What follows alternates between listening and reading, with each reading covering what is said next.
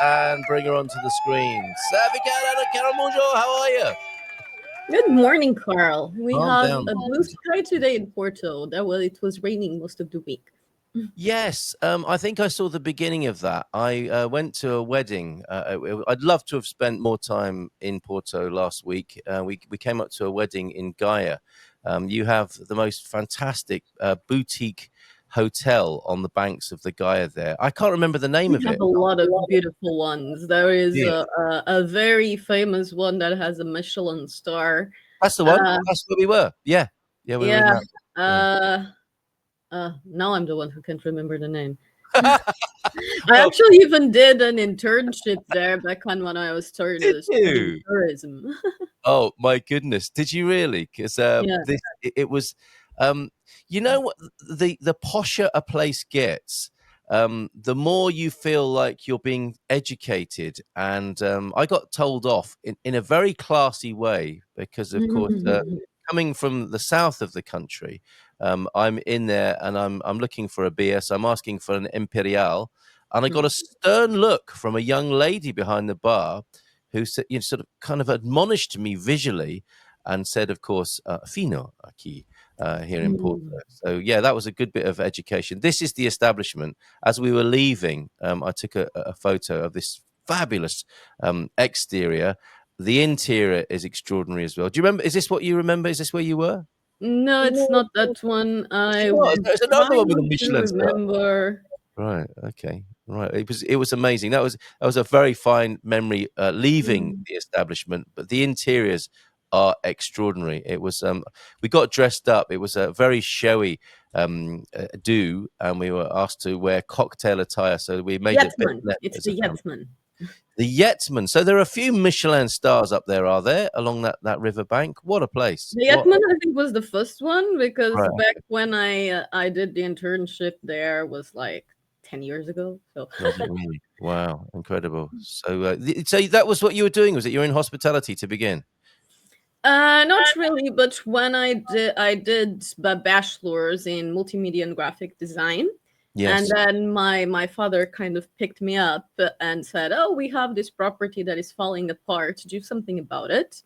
Oh, And I right. started developing a charm hotel tourism project for it. Oh, Yes. you're looking fancy. What do you think? What do you think of the outfit there? I like it. I like the umbrella. I think you're doing good on It fashion. wasn't my own. It wasn't my own parasol. It Mhm. was one that I picked up very thoughtfully. There were hats you could use in case it was blazing sun, and there were parasols for the ladies. But that didn't stop me giving it a little bit of a twizzle myself there. But yeah, you just reminded me because when we were in the conservatory for the reception, there was this almighty flash of light.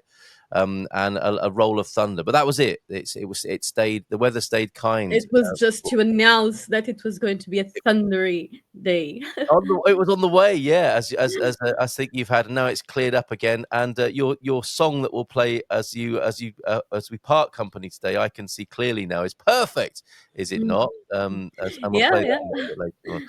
So, how are you? What have you been up to? How's everything going? Have you managed to have a break? Have you had a summer break, or has it been I sort of did. I actually went back to your homeland. I spent a week in London you and I quite didn't? enjoyed it. Yes.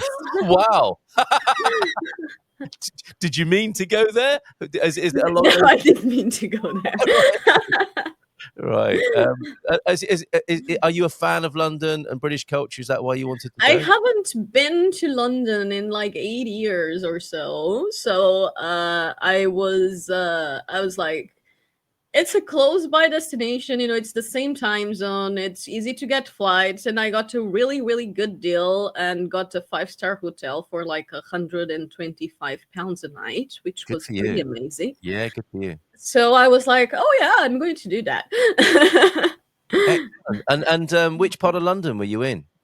I was staying. The hotel was in oh god, my it was near the history museum. The Oh, that's where I began my working life. You were telling us Yeah. about yours.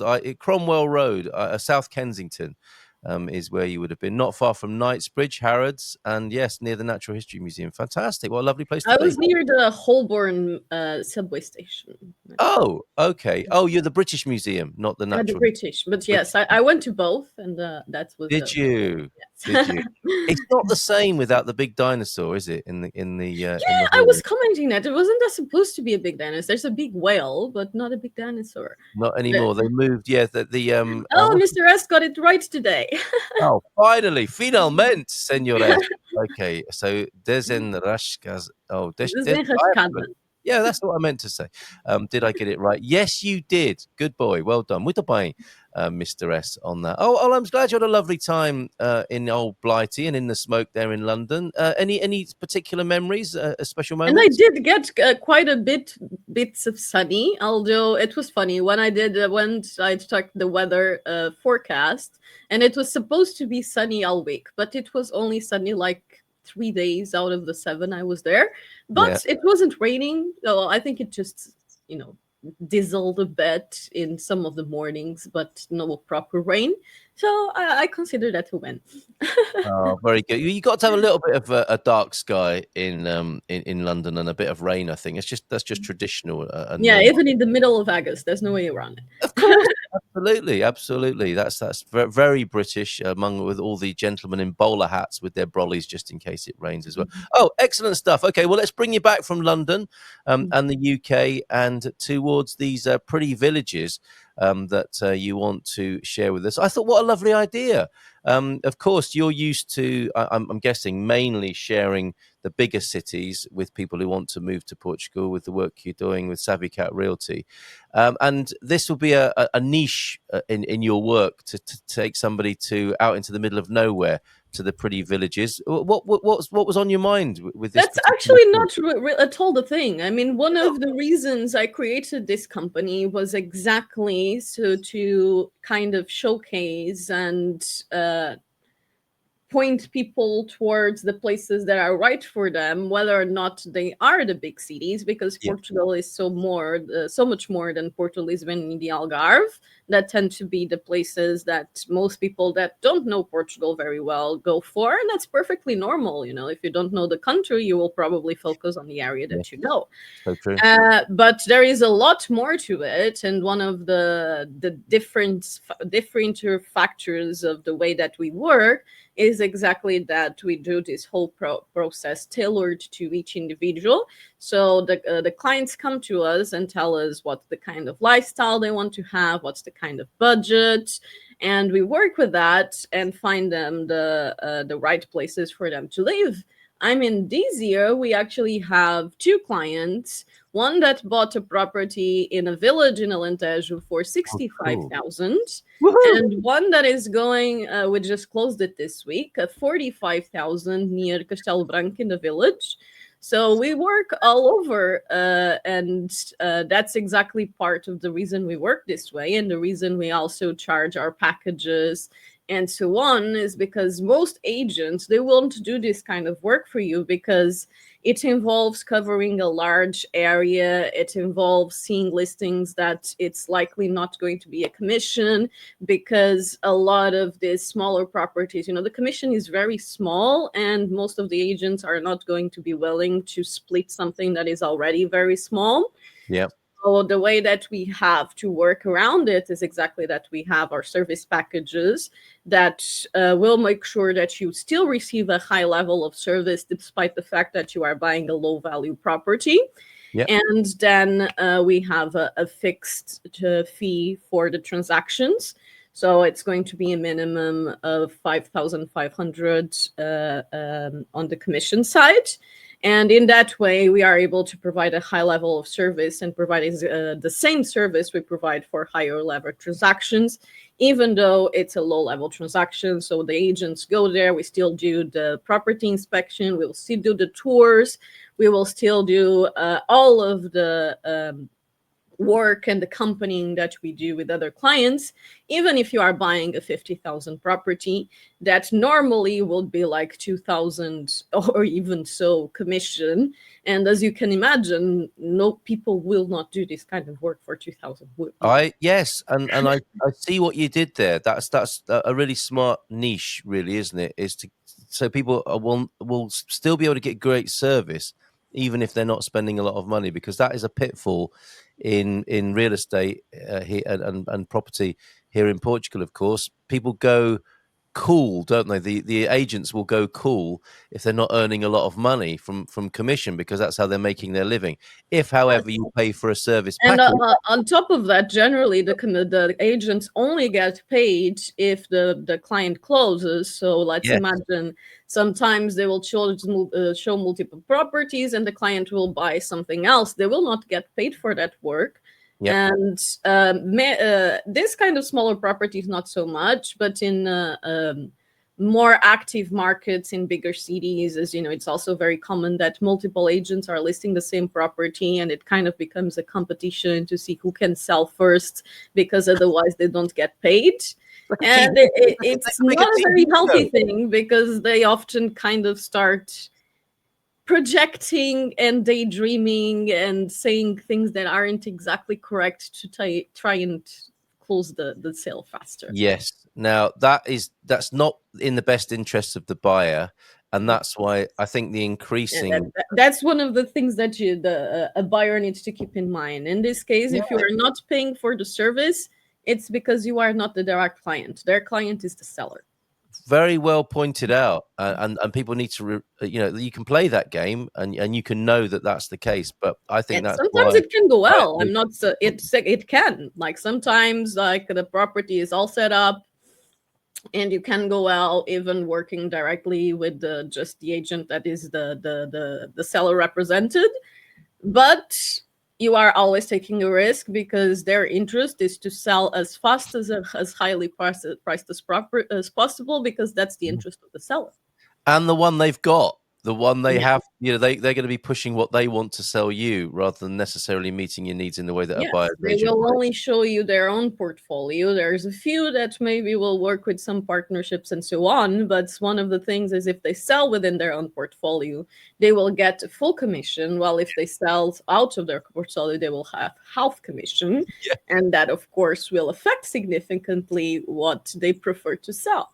So it's not about you, funnily enough. Mhm. It's about them in that situation, unless you hire a Yes. buyer's agent. And do you think the trend is going in that direction? I think so. I think it's I becoming think better. I personally recommend, especially international buyers, to always have a buyer agent, because you don't know the market as well. So Yeah. it's a lot easier to be kind of nudged in a direction that is not your best interest. Hmm. And two, with the buyer agent, most of them will be able to look at the whole market, like the structure I have. I can do all kinds of listings because of that system I have, where I have a set commission. So if the seller splits commission, then nothing comes out of the buyer's pocket. It will I will just receive the split commission and of course there's the package cost. And then, if, for example, it's also not that uncommon to be a reduced commission for some reason, like sometimes when the agency is negotiating in order to have exclusivity, they lower their commission and there's a lower commission share. Or sometimes, instead of splitting 50-50, we find some agencies that split like 70-30. So in that case, we will ask our client to pay the difference to make that minimum fee of 5,500. Yeah. And in cases of completely private sales, or when there is no commission, and it's a higher level purchase, we generally try to negotiate in order to lower the price, so that our client is not the one taking the loss. And strangely enough, this tends to be a lot more successful than negotiating with the agency themselves. Because ironically, when this happens, when the price lowers, but they don't split the commission, the one who is taking the loss is the seller and not the agency. Yes. Okay. Very good. Very good. Okay. Savvy Cat Realty. is who you're looking for. If you would like to find out more and see how Anna and her team can help you in this way. Now, some people would have been saying, hearing you talking about village life in El Alentejo and near Castelo Branco for 65,000 and 45,000, still great Mhm. value Yes. here in Portugal. Good to hear that. Tell us about these places then, because I thought it was a lovely theme, the little villages of Portugal. Tell us more. Yeah, that's the thing because the agencies, the villages, they are often the prices are often a lot more accessible. Of course, Mm, depending on how isolated they are, they tend to be more and more accessible. mhm. So this kind, the one of 45,000, it's near Castelo Branco, which is already a fairly affordable location. And then on top of that, you are having a village that is kind of half an hour away from the city. So you can get this. Of course, this property is not.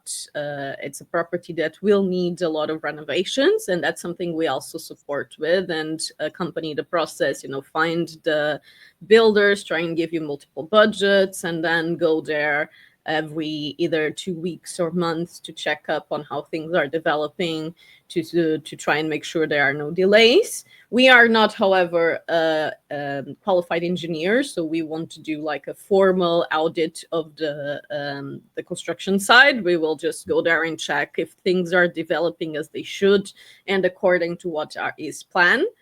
Um, and yes, like I was saying, these properties, like for example, the 65,001, it was habitable. The clients are currently living there, but it's Brilliant. not a modern house. Of course, it's a village house with the uh, it's fully intact, but it still has, you know, the one old windows, old floors, old bathrooms, and all of that. And these clients are probably going to be doing improvements over time, while the other one, the 44,001, is a property that is not in a habitable state and will be needing a much deeper renovation. So of course, those kinds of things impact the price. However, the 45,001 is actually slightly bigger than the Is 65,000. it really? It's interesting. Wow. But both of them actually have like a patio, an outside area. So that's nice. Mm. Amazing, very good, lovely to hear of such value still available, and yeah, that formula, pay the buyer's agent to get you some good value in Portugal. Not a lot of people are thinking like that. You've always been innovative, I think, with how you've approached this. What are you finding? Are people getting back to work now? Are people having more conversations, calling you up now that August is behind us? Now that's curious because we tend to have kind of this influxes like this times like January is a time that we generally have a lot of contacts because it's the whole new year resolution of I'm moving to a different country thing. So in generally we often have a lot of clients coming in, and then generally spring, like people that organize in order to start their process in like April, May, around that time. Summer tends to be a bit more quiet, and then things tend to start heating up again in September. So we kind of have these three phases where we tend to have a bigger influx of clients, which is curious. Yeah, very good. Can you say more about the villages as well, Anna? So Alentejo might be a place to look. You're obviously helping people in this regard. Castelo Branco. Any other parts of the country where these sorts of bargains are still available? Yes, I mean, in the north, there is also quite a few little villages. In the north, we actually have quite a few clients that also bought in villages, but most of them have bought bigger properties. We actually have quite a few clients that bought in the 100 to 100 price range. But we are talking about like 4, 5 bedroom houses, which is Mhm. still possible in that area.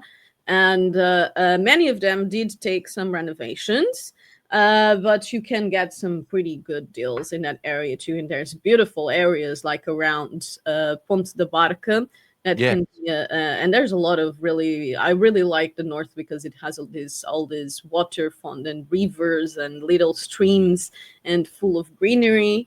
So then you also have the Lausanne area that is known the Aldeias do Xisto, Yes, very which nice. is a bit less accessible. I mean, all of this will, if you are going to live in a village in Portugal, you are definitely going to need a car. Yes. So, because you probably will have some buses, but it won't be a very practical form of transportation. So, Once a week. Once a week, maybe. not Yeah. once a week, but maybe twice a day or something. But Yes. yes, Don't miss I it. do definitely recommend having a car. Otherwise, we will be a bit limited on where you go. Yeah. But the villages in Lausanne, they are also extremely scenic and beautiful. They tend to be in the middle of the mountains, so the roads to get there are all swirly, and but they are extremely scenic, and you can also get very low priced property there. So there are definitely a number of very interesting locations spread throughout the country that can be more in villages. And for example, my family has. Um, is associated to two villages here in Portugal. There's my father's village, which is Furmelã, which is near Aveiro. It's about 15 minutes drive. So because it's so close to Aveiro, the prices are starting to go up, but it's still very, very Yeah. affordable compared to the city of Aveiro itself. Oh, So you yeah. can still get plots for construction and having a very good construction area for like 20, 30,000. And even properties, 3 bedrooms will be at like 150 to 200 range. So it's still a lot more affordable than Aveiro. Yeah, absolutely. And are you finding off unlisted properties off the market? Because that's the Yeah, good point here. Bon we do dia. try to do that. When clients want to go to more specific locations, one of the things we tend to do is that the agents will go to the area and kind of ask around. Because, Yeah, for example, like I said, for my father's village, yeah, there's one friend of mine was actually looking to buy there, and I just asked my family, like, do you know? And they know everyone who's selling everything, and yeah. half of these things are not on the market. Right, and that's invaluable, isn't it? Yeah. Interesting points being made, Henry and Nina, this morning. Local knowledge is invaluable. No matter what you think you know about buying property, there's always something to learn and nuances to navigate. Yes, and Anna's got that covered with her team. Now, talking of learning things about real estate, we were going to do some real estate vocabulary with Ben. I don't know what's happened. He may be sleeping in a ditch somewhere after going on a serious binging bender last night. I I also know. was late like 4 minutes, so Yes, he's well, doing worse than me. he's later than you, but looking forward to him joining us and telling us about real estate vocabulary, home-based vocabulary in his unique way, in a phonetic way, and it also becomes often very funny. We had a giggle with him last time, didn't we? It was a lot of fun. Adrian, some agents have a minimum commission level, i.e., 6,000 for some area agencies in the Coimbra area. Often they start very high, 45,000 for something worth 12,000 max. Wow. From a neighbour opposite me. That's ridiculous, isn't it? I Although, haven't said. I mean, like I said, we also have our base level, which is 5,500. But I think 6,000. It's okay, but over that, I think it's a bit. I mean, unless the property is worth a lot, which doesn't seem to be a case, it's a bit pushing it. yeah, they're just trying to get their commissions, aren't they? It's about them. It's not about you. Love our area. This is Lausanne that Mike is talking about, who's listening to us out on his workout. There's a fantastic selfie. Love that idea that we're being listened to while people are out and about on the headphones. And I missed this the other night, Mike. You sent a picture of the Kentucky bourbon that you were enjoying. You also sent this because we didn't talk about this in our top shelf Beirão ever. Dulce. This was the special, wasn't it? 100 years of the brew, and they made a special. And this, of course, is local to Lausanne. And we did the tour of the schist villages with Philomena. It was fantastic. We went to the Beran factory. We saw where this was made, and it is an absolutely beautiful area. The other one around Aveiro, big driving test centre in Albergaria. Lots of learner drivers driving about. That's a tip for you, perhaps to stay out of the area. And if we've got any psychologists watching this morning, Andera had a dream about me. You made an appearance in a dream last night. Steady. That's either you or me, Anna. I was walking past your house. Oh, it was probably me. And you were out front talking to a lady. I shouted out, "Oi, oi Savaloy, and that was it. So if an Englishman shouted out oi oi Savaloy to you, Anna, what would you make of that? Would you? I actually probably will look at them very confused.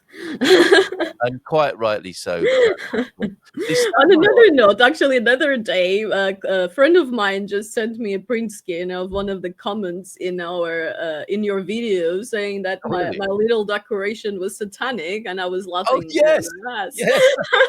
That was, I've got Munson's So mailbag. education time, pentagrams are tend to be associated with Satanism because the Catholic Church, just made everything that wasn't Catholic Satan. But Yeah. pentagrams to actually come from Celtic and pagan bases and were used as protection. It's actually supposed to be the four elements and the soul put together and protecting the core. So it's actually a protection symbol. It's the opposite, isn't it? It's the Yeah. opposite. It's a funny world we live in, but we did get that comment, didn't we? I would never buy a house from a Satanist. Okay. Yeah. Fair enough. Okay, so well, thank you for addressing that. And also, yes, what is a Savaloy? We'll leave Yes, that. that's it. We'll leave, I have that question. What is it? we'll leave that hanging there for a moment. And also, thank you very much this morning for introducing us to this man. What an incredible! I mean, finding out a bit more about Antonio. Antonio Varias. Variações. Yes. Yes. I made the comment that he was like the Portuguese David Bowie. Is that fair? It is. I would say definitely. Yeah. Okay. And what is it? He was very ahead of his time. And what made you recommend us Para Amanhã? So yeah, I had two suggestions. So I have a very classical Portuguese guitar song that I think it's a good representation of We the played it. Portuguese We played it. music. We love it. Yeah. And then I put that António Variações É Para Amanhã song because it's just such a nice, accurate social critique of Portugal, of how we just leave everything for tomorrow. The lyrics is pretty much it's for tomorrow. Let's not do it today because tomorrow we can postpone it again. Oh, lovely. And the Portuguese are also That's kind of a Portuguese motto, I would say, and yeah. it drives a lot of people crazy. But it's everything here is slow because everything just kind of gets postponed for tomorrow. Can you imagine? When that was written, it's like, should we get on with it? No, let's write a song about putting it off until tomorrow instead. Yeah, okay. All right, and it became a classic. Okay, thank you for recommending that. De Para Amanhã. And I've got a feeling Ben won't be joining us, so we might have to do some real estate vocabulary between us. In the meantime, should we ring him up? Should we see if he is asleep in a ditch somewhere? I think let's try it. I'm going to give him a call. Go ahead. And see. We'll see if we can raise him by phone. In the meantime, here's a quiz, another one. Thanks, Adrian, for this. A nice, easy one, because we're doing this Portuguese citizenship test, which of course might come in through the legislation. So we're ahead of that with our 100 questions. We're on question 4 at the moment. This isn't one of them. It could be. Region for bananas. Bananas fritas com morangos. That sounds really nice. Maybe with a little bit of beirão on the top. Flambéed. Fried bananas with strawberries. Is it the Azores? Is it the Algarve? Is it Madeira? I'm thinking Madeira because of the bananas, right, Anna? I also thinking Madeira. Yeah, okay. What else do others think? And also, what is a Savaloy, of course, as well? The important question of the morning, and the traditional British greeting, oi, oi, Savaloy. Let's press this button. Allow WhatsApp access to your microphone. Maybe I should have done that before, but yes, I'm switching that on now. Thank you very much. Let's try that and give him a ring and see if you can hear it ringing in the distance here. I can't hear it myself yet. So, yeah, here we go. Can you hear that, Anna? Yes. Yeah, okay.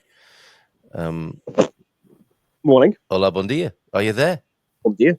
Yes. Are you? Are you on a different link? Are you waiting for us somewhere else? Oh, shit. I'm just setting up. You see, I don't think he thought he was on air there, do you? That was a very genuine reaction, though. It was very genuine indeed. So I put the phone down on him. I hope he hasn't taken. Do you know what I have? He's running to the computer now. You know what I have to? I just have to send him some laughter emojis. That's done.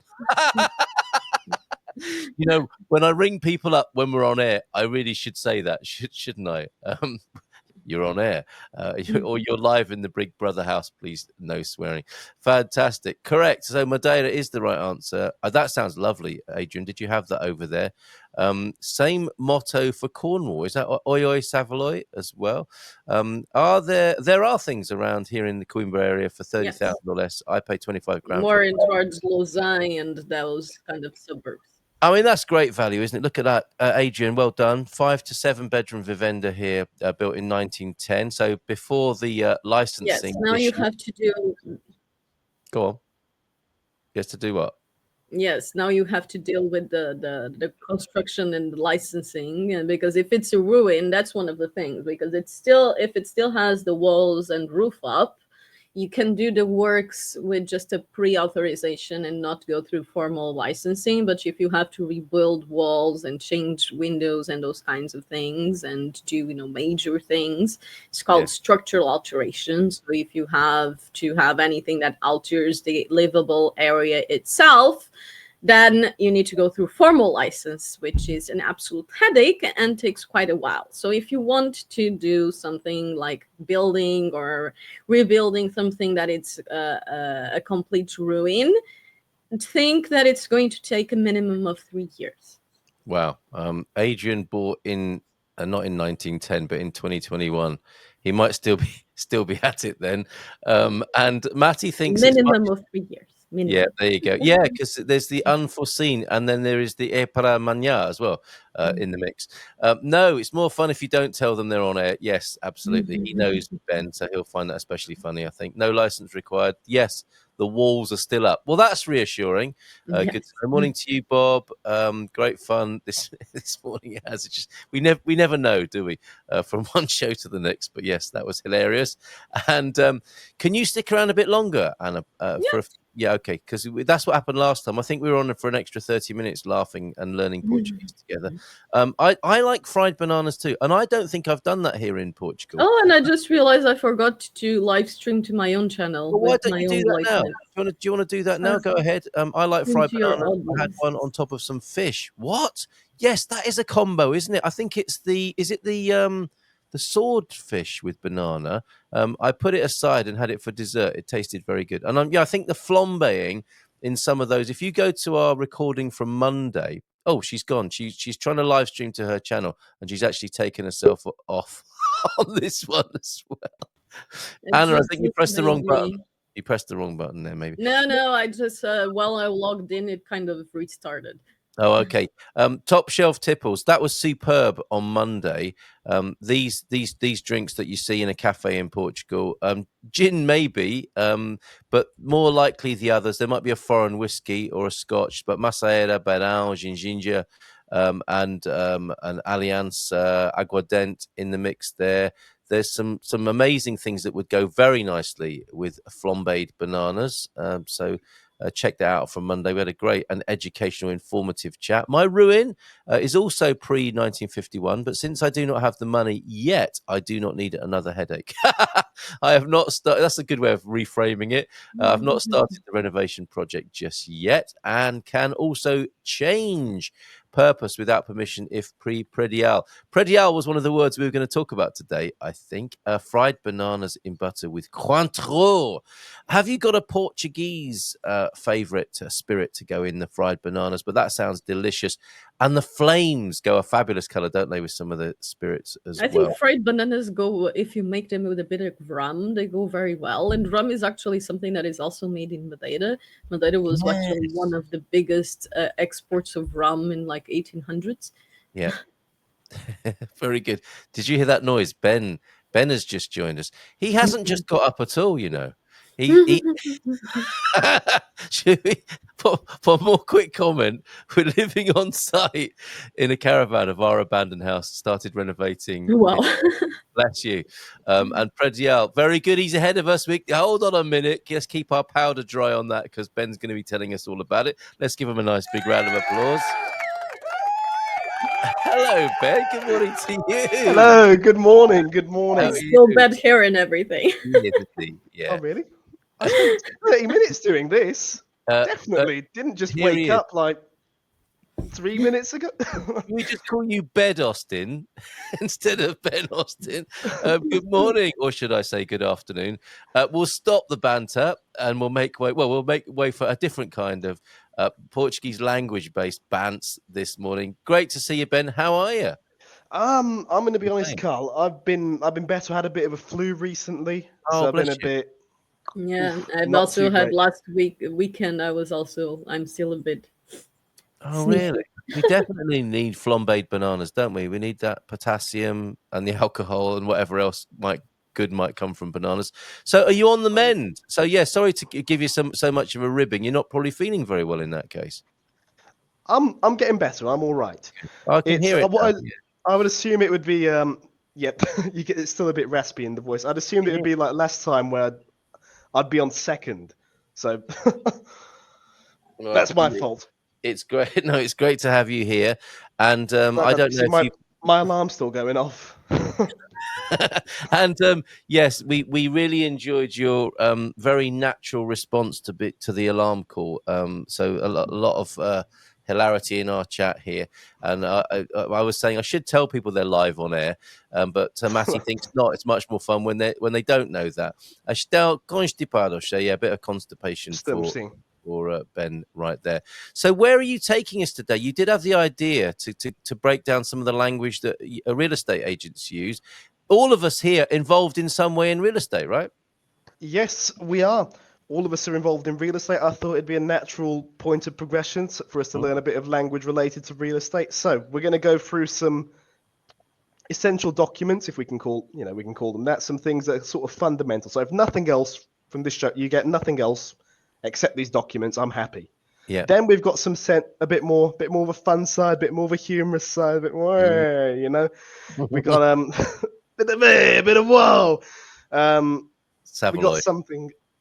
We got sentences that estate agents commonly use and what they really mean. And Oh, we'll get into that. excellent. We'll get into that in a bit. Yeah, great. Okay. All Right. right. So you feel free to share the screen and start the lesson, Professor. Thank you. Wow. So let me, if I can remember how to do this, share screen. While you're doing that, just to take the pressure off you for a moment, I'll do a quick share screen myself on the Portuguese lessons with Philomena. Would you like to learn Portuguese? You can do that with Philomena now over at Expats Portugal, and I'll put the link for that as well, so that you can subscribe to join the course. It's going well. People are joining Philomena for that. So there you go. Links in the chat for that. Let's take that off and put Ben's work onto the screen and put him in a place where let me just tuck myself up there, and then you can be seen on the screen, center position. There we go. Perfect. Excellent. So again, my entire screen is now covered up by this. So you're going to be my eyes and ears in terms of chat if anyone's chipped something in, those sort of comments. So Okay. first off, Caderneta Predial. This is I saw a comment there. I think you guys have already talked a little bit, touched a bit about this, yeah? Yes, we do. Well, I did mention the predial, and it was Adrian, I think, pre-predial, he said, and other people would have been saying, "What is he talking about?" So good that we're doing this. Okay, that's the first one we're starting off here. This is your most basic document. It's going to go, anything you do is going to go off this. Well, not anything, but it registers how big your property is, how big your divisions are. If you change some things internally, you have to update your caderneta predial. It can be obtained at Finances. Okay. This is your big boy essential document. And interestingly, at Finances rather than at the registry, a land registry. So Finances obviously have an interest in what you're doing because they might want to tax you at any minute for anything you're doing at your property. Exactly. Let's not get too political here, because if I go off in a certain direction, I'm just not going to stop. And Enough said. no one wants me to go down there. I do actually secretly, but maybe today is not the moment. No, definitely not. Don't poke the bear, as they say. So up next, Certificado Energético. This is an energy certificate. You have to hire an engineer to come over to your house. They have to be SCE approved, and it's a new. I don't remember when it was introduced exactly, but I did a course at work. It must have been relatively new because I had to do a course of now all these houses need energy certificates. Yeah. What it does is it rates the energy efficiency of your house. So how much energy your house is using, like thickness of walls, thickness of windows, how much it's retaining. It's graded on a scale of F to A plus being the best, F being the worst. Very good. And we're going I to see don't- more of that, aren't we, in Portugal? I'm sure. Yeah, I mean, environmental country. I see it as a good thing. Yes. Yeah. I like this, environmental consciousness, being the youthful, whatever you want to call me that I am. No, and a lot more demands are made currently when it comes to upper sound and thermic isolation, because back in like the laws changed in around 2000s, but before that we had a lot of construction with rather terrible isolations, and now most of the new construction that is made mostly after 2008 2010 tends to be quite good when it comes to sound and heat isolation. Sound insulation is very interesting because quite often you can become quite intimate with your neighbours without ever seeing them in some Portuguese properties, can't you? So hopefully those, yes, you know what I mean, Ben. So yeah, although it was a great. I heard a great story from somebody the other day at a real estate meeting. Actually, the agency had a fabulous gathering at the Royal Obidos, and somebody came along. I won't mention his or her name just in case, but they were walking past somebody's house and they were hearing noises which they thought were a little inappropriate in case children were walking past or vicars or easily offended people, only to discover that the noise was coming from an old basset hound from a guest we've had on the show. And his basset hound has an unusual bark which sounds a little bit like a passionate noise. So every morning, this lady, well, actually she was a lady, walking past the house was hearing these. My goodness, what? It's only 8:30. They're busy. It turns out it was a basset hound. But in the future, with the Portuguese legislation going the way it is, and with sound insulation, you may be saved such embarrassment in the future. Yeah, things are a lot better in construction after 2010. Yeah. I mean, hearing your neighbour's toilet flushing and all that sort of stuff, hopefully, will be less and less a thing here in Portugal. I've heard Sorry, a lot of excuses. A basset hound's a new one. Yeah, and on the note of animals making weird sounds, my cat actually barked when she was on heat, so that was funny. A cat that barked. Yes, There's I could another send one. you the video, but yeah, I have proof. Yeah, you need the proof, don't you, to show the neighbours sometimes. Right. Yeah, but people would ask me, "Oh, how's your little dog?" Yeah, I don't have a dog. Yes. What is that? Right. Sorry, Ben, back to you. Basset hounds and barking dogs. That Barking should be the title cats. of today's show. Barking Barking cat. cats. Yeah. Yeah. Right. So, where were we? Planta do Imóvel. In very basic, in other words, a floor plan. Yeah. You can get one from the architect, or if you've architects building your house, or if your house already has been built, City Hall, you'll usually have a version of it. Internal floor plan. We're talking about the building itself. We're not talking about the grounds here, right? Okay. Yeah. Exactly. Yeah. Right. Registro Predial, official land registry. You have to get one from the conservatory. Another important document. And right. What does the word predial mean, literally? Predial. I think I spelt that wrong actually, because that's got the R in the wrong place. I just what noticed does it that. mean? Predial. You'll see this, won't you, when you go into an office, a registry office? You'll see it up on the wall. I'm not sure we have an exact translation for it in English. I know it comes from like prédio, like a building. Right. Okay. Right. I'm not sure we have an exact word for it in English. I know, Anna, do we?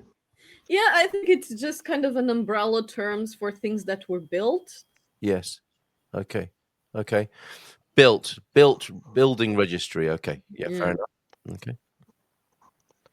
Perfect. Right. Last but not least, utility license and habitation license, which are two different things, but I've kind of branched them together here. Mm-hmm. Permit you get from City Hall to say your property is habitable. So if you need to have like a rental or something, this is really, you need one of these. Not just for that as well. I remember a conversation a while ago with my company Madrinha, which is sort of like one of my superiors, saying that they've fallen out of favor a bit recently. They're not as important as they used to be, but they're coming back into fashion. Mm. I'm going to be honest, it was during a car ride, I got distracted and I was looking out the window. Oh, really? I think I saw something very colourful. Right. Very good. That is just the professionalism you can expect with me. Yes, well, you've got to tell us a little about more about this real estate career that's developing of yours, but not until we've heard some of the patter from the professionals, right? Professional patter, and I think we're in for some giggles here with how you've done this. Mhm.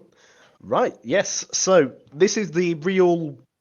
Now we've gotten all the boring, important stuff out of the way. You can say you Yeah. know the basics. You can say that's all done. Great, I've learnt something today. We can get into the real heart and soul of what an estate agent is, and that is manipulating words to make a situation seem better than they actually are. Oh, well, some real estate agents, okay. Some, yes, exactly, not all. Yes, some Still, some of the scoundrels who give our industry a bad name, you might say. yes, exactly. Some So of these you have to scoundrels. look at as salespeople. Salespeople in general have to present their product in a more appealing way. But I you think might say as well, the greatest salespeople ever are meeting needs, aren't they? They are identifying and meeting needs, and Yes. perhaps a combination of those things, and helping people to see things they might not have seen for themselves as well, which I guess can go into hyperbole and spin and you know. We usually, the ones that do these things, we usually call it os vendedores da banha da cobra, which is basically, I don't know, there's probably an snake expression oil for set. it. No, The snake oil salesman, yeah. yeah, Yes, yeah, basically yeah. that. That's a global motif, I think. Right. Yes, no. I think then if you're cynical enough as a person, you can go to any sort of sales job and then do this with any sales job as well. So I just thought Mhm. let's poke a bit of fun at it. Let's see what this is about. So first off, air colhedor. Any idea what this? We went about. We discussed this one a bit in our group chat. Any idea what this one means? Can we remember? No, and can you zoom in a little bit? Can Oh you do yeah, a of course. Sorry. document zoom so we can see that a little bit better? No, I've completely forgotten, Ben, I have to say. Air colhedor. Yeah, excellent, much better. This means it's cozy. Right, okay, yeah, yeah. Right. So, Small then. It's a tiny little place, right? Instead of exactly. right, okay, all right. That's the one. As opposed to our last lessons, I've divided these into three sections. So we have the translation, then we have what the translation really means, and it's Yeah. cozy. É colhedor means it's small. Yes, yes. A culiador. There's some nice lingo vocabulary for you this morning. Excellent. The things that estate agents, real estate agents might say and what they really mean. Yes, Mhm. thank you for that. So up next we have tem charme rural. Right. Rural Okay. even. I I think we can know where speak we're going with this. Yes. Tem charme rural. Okay. Yes. rural. Okay, what Rural. any ideas what you think this might mean? Well, we're out in the country, aren't we, Anna? We're at those little villages that you were talking about before. That's you're going on the right direction. However, what might be described as having rural charm, you're imagining stone built, you're imagining, Cath Kidston, a white picket fence, some vegetables growing in the garden. Actually, what we've got is a ruin. Right? It's Yes, ran down exactly. yes, Or yes, it's actually could also mean that it's in the middle of nowhere. yes. True. That's right. Very charming, extremely charming, you might say. Yeah. Okay. Middle of I'm adding that in middle of nowhere. Middle Earth. Yeah. Okay. Yeah. Hobbits running around. Yeah. Sort of the Shire. I Very wonder good. Okay. I wonder if I'd volunteer inflation's for the affected the Shire. house price in The the Shire. Shire looked very charming. Oh god, it's my type of lifestyle. Just sit around eating all day. Monsanto, Yeah, mind, doesn't you it? didn't even get to your third breakfast before coming here. Yes, I'm definitely a responsible adult, as is evidenced What? by. What? Okay, you're really I, confusing me now. Right, okay. yes. Right, So, características originais. right. Original features, I'm guessing here. Yes, the original Right. features. Now, but what does that Original. really mean? Single glazing, and possibly 27 black bin bags in the cellar full of previous owners' belongings. Right, those would be original features, would they not? You're not too far off with that one. Right. You're really not. We had one of the first houses we bought here in Portugal. We got these like sort of it had all the original features in Yes. brackets. And what that meant was there was sort of two walls that were insulated with hay. Nice. That's rustic charm. Going back to charme rural. It's rustic charm and Bit of that. características originais. Very good. Okay, so original features. Which really means original I'm liking the features. reveal here. Yeah. Nothing's been updated since 1776. Yes, very good. Excellent stuff. Yes, I was wanting some original charm, but maybe not that much. Mm. Yeah, Windows. That was it. That's I think we deal with Windows a bit more specifically further down the line, if I Right. remember correctly. So, bastante luz natural. Bastante luz natural. I hope everyone's repeating this at home. We are learning as we laugh here as well. Bastante. Speaking of, are there any comments coming in so far, or? Well, we've got Been pretty silent. translations of buildings, edificios as well. Maybe good to post Ben's document on your site. Absolutely, I'm sure Ben would be happy to share this over at the Portugal Club. So we'll do I'll that. send you all the old ones as well. Oh, thanks, mate. So lots of natural light here. Plenty, bastante, plenty. Plenty of natural light. Yeah. Oh, yeah. Okay. So plenty of natural light. Whatever could that mean? Ample amounts of natural light. What do you think, Anna? When we're being told there's lots of natural light. That one is generally not a bad thing, but I'm curious to see what will be the bad thing. Yeah, if that's the case or not. I think if you're cynical enough, you can twist anything into being a bad thing. Yes, that's very true. That's why I'm curious to see what's the twist here. or reframing, some people call it, don't they? Reframing, yes. So, ample natural light or bastante luz natural really means don't expect any privacy. Yes, Or okay, invest in some good curtains. Curtains, blinds. Yeah, that could apply in the cities. Yeah, when someone tells you there's plenty of natural light in the city, it's fairly likely that you will have your neighbor's the view to your neighbor's living room or bedroom. Yes, you'll be in the neighborhood group chat. Yes, a close knit community.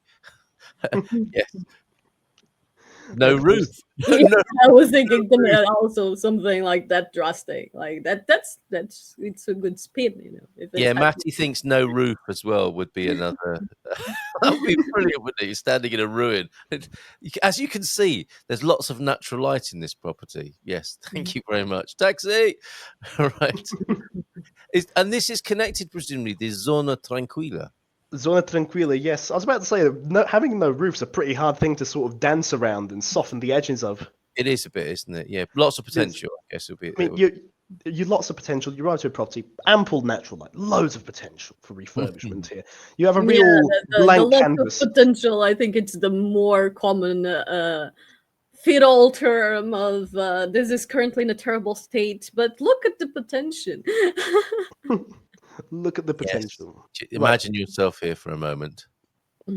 No, I'd definitely say I've heard that one a few times as well. Right. Zona Tranquila, so tranquil area. Yeah. What does tranquil area mean to you guys? So you're looking into a house, the estate agents go, oh, it's a really nice, it's a peaceful, it's a tranquil area. You're thinking meadows, fields, and traditional Portuguese living. I mean, these are some of the first words ever uttered to me. You know, tranquilo, calma. Oh, yeah. You know, do you love muito gosto Portugal? You know, it's so quiet, it's so peaceful, it's so calm. That's what I'm hoping for. That's what I'm thinking. You're not too far off there, but again, you have to remember this was done by someone with an overtly cynical nature, so everything's a negative. Okay. So everything's peaceful, everything's calm. Oh, this is a building next to the cemetery. I heard that multiple times. That property that we're not next to the cemetery being referred as very tranquil areas. At the dead center of town, absolutely nothing. No. I'd label that as having good neighbours personally, next to a cemetery. No, yeah, they're actually my house in Portimão had view to the cemetery. I mean, if you have a cemetery next to you and you are in a high building, you're pretty sure that you will keep the view. It's just a bit difficult to park on a Sunday morning. That's all. Actually, no. Usually cemeteries have parking. Oh, do they? Cool. Okay, so you get a parking space as well. Yes, Okay. not such a bad thing. All right, with real estate hacks as well this morning. If you want a free parking space and really Buy, quiet neighbours, right? Yes. Okay. Thank you for buy a that. house next to a cemetery. That's going to be my next thing. I'm going to go over to every cemetery in my local area and start signing up all the houses around there. Absolutely. Yeah, you can even start a niche website for that. So nothing, yes, of course, nothing happens around here. You know you're in trouble and you're going to have a very peaceful life if you don't even have a cafe nearby. And I think it should be the Portuguese law, if it's not already, that it's a human right to have a cafe within 100 meters of your home. Yeah, if there isn't one, you should be made responsible to establish one. Yes, that's also a great law. They should add that to the new citizenship thing. Yes, all foreigners must open a cafe if there isn't one within 100 meters. Yes, approved. Part Right. of the community service. And this last one then is going from that extreme to another, I suspect here, right? Indeed, we're bounced cosmopolitan, so cosmopolitan. It's fairly easy to guess what this one means. Now, cosmopolitan, you walk into a flashy new apartment. The estate agent says, "Yeah, it's up and coming area. It's quite cosmopolitan." Yes. What does that say to you? That's I think in the evening you might be smelling the kebab takeaway that's next door or underneath. That could be an option. I would be thinking Yeah, like we are. it's very tiny. Foreign food in preparation, I think, in this instance, possibly. To me, that's a smelling point. Smelling point. Very good. I haven't got my dum tish sound effect available, but you'd have got one of those for that. Smelling points and selling points. I'm also going to be using that for an article at some point as well. And yeah, that's not a bad thing for people, necessarily, is it? The smell of cooked food. I wouldn't mind that myself, but some people. I mean, if it's every day, trust me, you will not want it. After like a week or two, you don't want to see kebabs in front of you. Like in Caldas, we have Middle Eastern neighbors now, and they generally make that very strong smell of spice food, and it means it smells good. But when you smell it every day, you cannot stand it very long. That's different, isn't it? Yeah. It gets old. I think is the expression, isn't it? Very good. Okay, so what have we got here for Cosmopolitano? Cosmopolitan, expensive. Very expensive, and good luck finding somewhere to park. So, in some regards, very opposite to a cemetery. Yes, very good, excellent. Excellent. What they're really saying to you when they say these things, and we've learned a little bit more vocabulary. Thank you very much, Ben, for that. Sorry, go on. Not done yet. Sorry, I thought it'd be fun to sort of have to see what your guys' experiences are as well, and write a few new sentences along the way. For instance, I'd got on this one. It's got a bit of a story behind it that I'd prepared for last, which is a convenient area. So an área conveniente.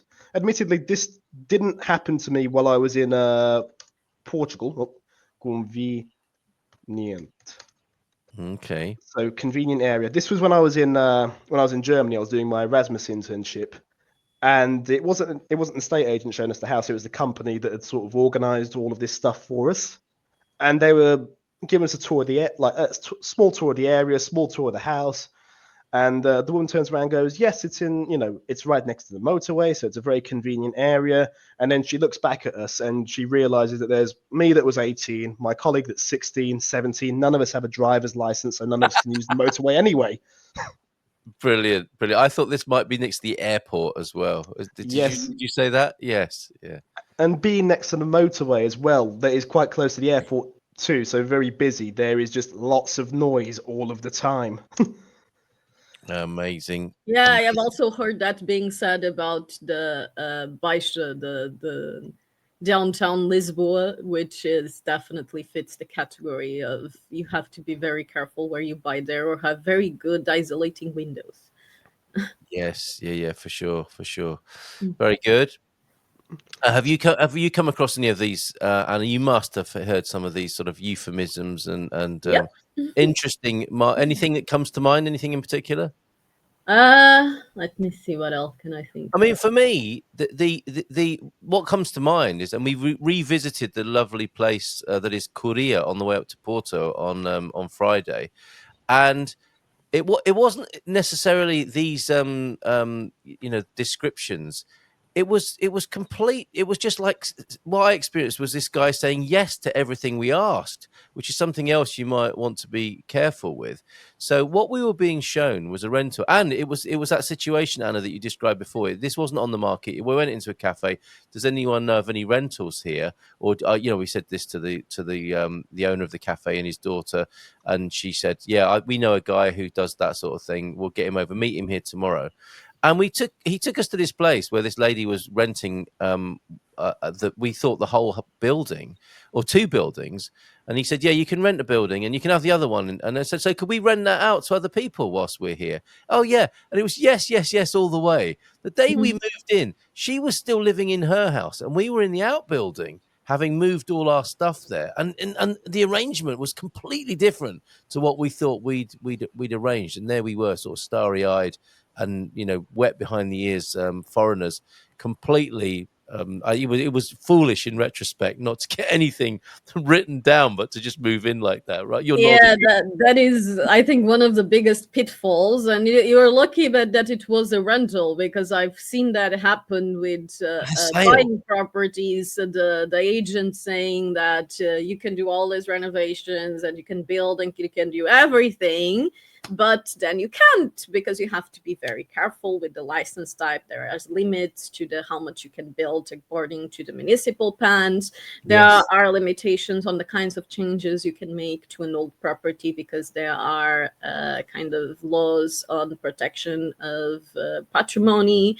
So there is a lot of things you need to take into consideration when renovating or building, especially in rural areas. And those kind of agents that tell you everything is possible, you have to be, really double check on those things. Yeah, you do. You should. And I can't. Looking back, it's hard to believe that we did that, but we did, and it was onward and upward to greener pastures thereafter. Wouldn't change a thing. Strangely enough, you know what? I think we were in Korea in my dream. Now you mention it. Wow.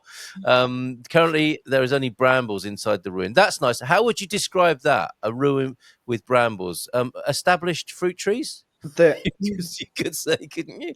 You could say the property has a bon vivorist nature of sorts. Yes, that's right. For those who love nature, right? Exactly. Yeah, it's usually sold like and for those that enjoyed having your own produce and everything. Actually, I have quite a few clients that look specifically for that and very much value having a diversity of different fruit trees and things on the property. So Yeah, but not necessarily brambles in the living room.